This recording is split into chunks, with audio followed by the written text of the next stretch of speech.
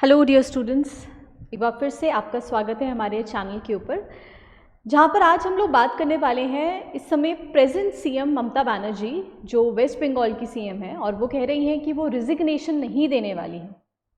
उनका ये कहना है कि एट एनी कॉस्ट मैं रिज़ाइन नहीं करूँगी। तो अगर आपने इंडियन कॉन्स्टिट्यूशन पढ़ा है, आपने इंडियन पॉलिटी आपने एग्जामिनेशन के पर्पज से पढ़ी ही होगी, तो आप इतना तो समझ सकते हैं कि यहाँ पर ये सीएम की पावर कि मैं रिजिग्नेशन नहीं दूंगी, यहाँ पे किस तरीके से गवर्नर और प्रेसिडेंट का इंटरवेंशन होता है। कई बार जब हम लोग इंडियन कॉन्स्टिट्यूशन पढ़ते हैं तो हमें लगता है कि क्या गवर्नर की को क्या पावर्स हैं, प्रेसिडेंट की क्या पावर्स हैं, वो सिटिंग है। बट यहाँ पर इस तरीके की कंडीशन में एक्चुअल रोल जो है वो गवर्नर का सामने आता है, एक्चुअल रोल प्रेसिडेंट का सामने आता है। तो जहाँ पर चीफ मिनिस्टर ये कह रही है कि मैं वेस्ट बंगाल में रिजिग्नेशन नहीं देने वाली हूँ, उन्होंने साफ मना कर दिया है, तो क्या हमारा कॉन्स्टिट्यूशन इस चीज़ की इजाज़त देता है?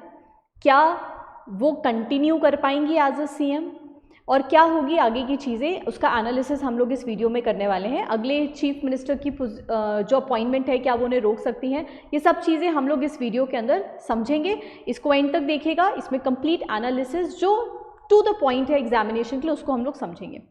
देखिए, सबसे पहली बात, जब बंगाल के अंदर इलेक्शंस हुए तो बंगाल के इलेक्शंस में वहाँ पर आउट ऑफ 294 सीट एक बहुत बड़ी मेजॉरिटी के साथ टू थर्ड मेजॉरिटी से भी ज़्यादा सीटें जो है वो किसको मिली? बीजेपी गवर्नमेंट को मिली। और जो तृणमूल कांग्रेस की सरकार है, आपकी जो टीएमसी की सरकार है, उसको सिर्फ 80 सीटें मिली हैं। जिससे एक चीज़ तो क्लियर हो गई कि जो मैंडेट है वो किसकी तरफ में है, वो आपकी बीजेपी गवर्नमेंट की तरफ है, वो क्लियर मैंडेट है।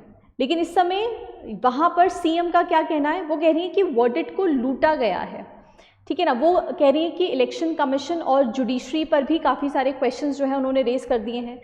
और ये सारी चीज़ें हमें एक चीज़ समझाती हैं कि हमारे जो कॉन्स्टिट्यूशन मेकर्स थे ना, उनको भी कहीं ना कहीं चीज़ों का आइडिया था कि भाई कल को अगर ऐसी कोई सिचुएशन आ गई कि प्रेजेंट सिटिंग सीएम मना कर दे कि हम रिजिग्नेशन नहीं देंगे, तो उस कंडीशन के अंदर हमारे पास क्या पावर होनी चाहिए।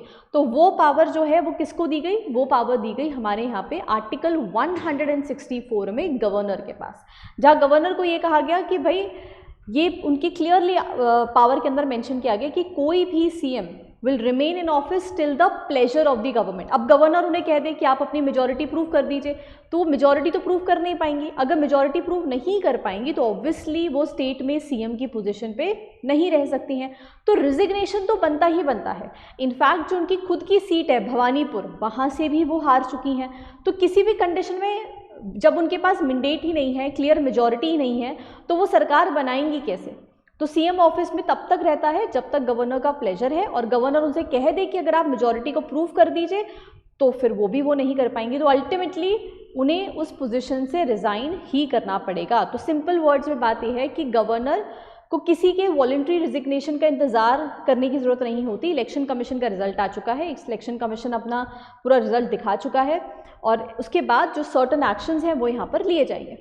अब बात ये आती है कि जब वो रिजिग्नेशन दे देंगी तो उसके बाद जो ये पावर ट्रांजिशन है वो कैसे होगा। इसका एक अपने आप ड्यू प्रोसेस है, कंप्लीट प्रोसेस है, जिसके थ्रू यहाँ पर एक नेक्स्ट जो अपॉइंटिंग सीएम है उनका अपॉइंटमेंट करा जाएगा, जिसमें इलेक्शन कमिश्नर गवर्नर को अपने रिजल्ट्स दिखाएंगे। उसके बाद मेजॉरिटी पार्टी जो इस समय प्रेजेंटली बीजेपी है, उसको बुलाया जाएगा, वो अपनी मेजॉरिटी को वहाँ पे प्रूव करेगी, और फिर गवर्नर फॉर्मली लिखित रूप में वहाँ पे सीएम का जो फाइनल अपॉइंटमेंट है वो वहाँ पे कर देंगे, उन्हें शपथ दिलवाएंगे और शपथ के बाद उनका अपॉइंटमेंट वहाँ पर कर दिया जाएगा। तो ये सारी चीज़ें लॉ में क्लियरली बताई गई हैं, आर्टिकल 164 में क्लियरली बताया गया है। साथ ही साथ हमारे जो इसमें क्लियर कॉन्स्टिट्यूशन के अंदर सारी चीज़ें जो हैं वो कम्प्लीटली डिटेल में एक्सप्लेन करी गई हैं। तो यहाँ पर कोई भी किसी भी तरीके का गिमिक जो है वो नहीं प्ले हो सकता है कि वो कहें कि ये एक तरीके का लूट करी गई है इलेक्शन कमीशन के द्वारा या वोटों की चोरी करी गई है। ऐसे कैसे पॉसिबल? आप एक एग्जाम्पल देखिए ना, तमिलनाडु में भी वहाँ पे जो एक्टर विजय हैं वो बेसिकली उनको मेजॉरिटी मिली। इतनी मेजॉरिटी नहीं मिली कि पूरी सरकार बना सके, लेकिन हाँ, जो स्टालिन की गवर्नमेंट थी उनको मेजॉरिटी नहीं मिली, तो उन्होंने जाकर वहाँ पे रिजिग्नेशन दे दिया, क्योंकि उन्हें पता है this is a due process कि अगर मेरे पास मैंडेट नहीं है, मुझे मेजॉरिटी प्रूव करनी पड़ गई तो मैं नहीं कर पाऊंगा। तो स्टालिन ने रिजिग्नेशन दे दिया। बट बंगाल के अंदर अभी ये चीज़ नहीं देखने को मिल रही है हमारे को, ठीक है ना। एक नैरेटिव कंट्रोल करा जा रहा है जहाँ वो दिखाना चाह रहे हैं कि ये गवर्नमेंट जो है वो सिलेक्टेड गवर्नमेंट है, इलेक्टेड नहीं है, लोगों के बीच में गवर्नमेंट को जानबूझ के डीलेजिटिमाइज करने की भी कोशिश करी जा रही है। बहरहाल बंगाल में इस समय एक बहुत बड़ा मास सेक्शन है जिसने ये क्लियरली शो करा कि वो एक पर्टिकुलर पार्टी के सपोर्ट में आ चुके हैं। तो इस समय ये जो सारा पॉलिटिकल गिमिक है वो काम नहीं कर पाएगा। तो ये भी चीज़ हमें यहाँ पे देखने को मिलती है। तो ये पूरा स्टैंड जिस पे बहुत सारी बातें करी जा रही हैं कि इलेक्शंस हुए हैं, उसके बाद अगर वो रिजिग्नेशन नहीं देंगी तो क्या नए चीफ मिनिस्टर अपॉइंट होकर नहीं आएंगे, ऐसा कुछ नहीं है, क्योंकि क्लियरली लॉ के अंदर जो चीज़ें मेंशन है उसको फॉलो करना ही पड़ेगा। कॉन्स्टिट्यूशन किसी भी तरीके के गिमिक्स को फॉलो नहीं करता है, वो रूल्स पे चलता है। और ममता बनर्जी चाहे रिजिग्नेशन दे या ना दे, बट बंगाल में पावर ट्रांजिशन तो इस समय होना ही है। तो ये बंगाल के फ्यूचर को भी डिसाइड करता है और कितना आगे बंगाल वॉलेटाइल रहेगा उसके बारे में भी हमें बताता है।